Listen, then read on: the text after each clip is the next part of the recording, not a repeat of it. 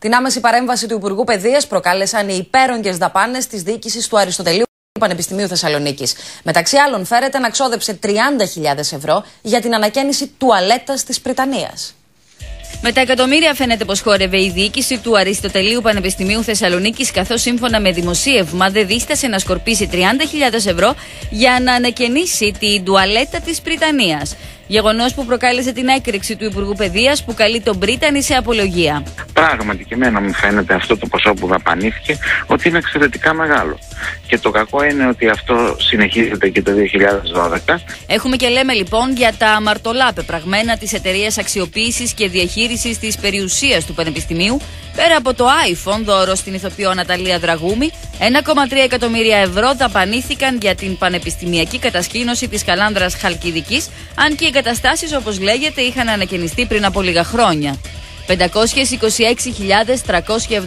ευρώ για τη δημιουργία μιας βάσης δεδομένων με τα ακίνητα του Πανεπιστημίου. 505.516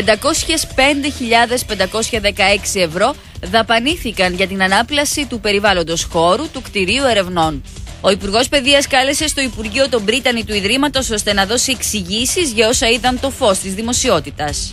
Την ώρα που η ελληνική κοινωνία δοκιμάζεται και η ελληνική πολιτεία αναγκάζεται να περικόπτει λειτουργικές δαπάνες των ανωτάτων ιδρυμάτων της χώρας, απαιτείται άπλετο φως στη διαχείριση του δημόσιου χρήματος από τις διοικήσεις των ιδρυμάτων και τους κατά νόμων υπευθύνους. Η διοίκηση φέρεται να ζει εκτός ελληνικής πραγματικότητας και εξόδεψε 235.124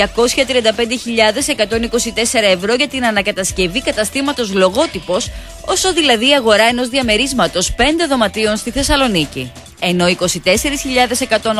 ευρώ δόθηκαν για πληρωμή διοικητικών προστίμων. Με άλλα λόγια, οι υπάλληλοι που παρατύπησαν δεν τα πλήρωσαν από την τσέπη τους, αλλά τα πλήρωσε η ίδια η εταιρεία. Η λίστα εξόδων είναι εντυπωσιακή και το σύνολο εκταμιεύσεων από τα αποθεματικά της εταιρείας άγγιξαν τα 8,5 εκατομμύρια ευρώ.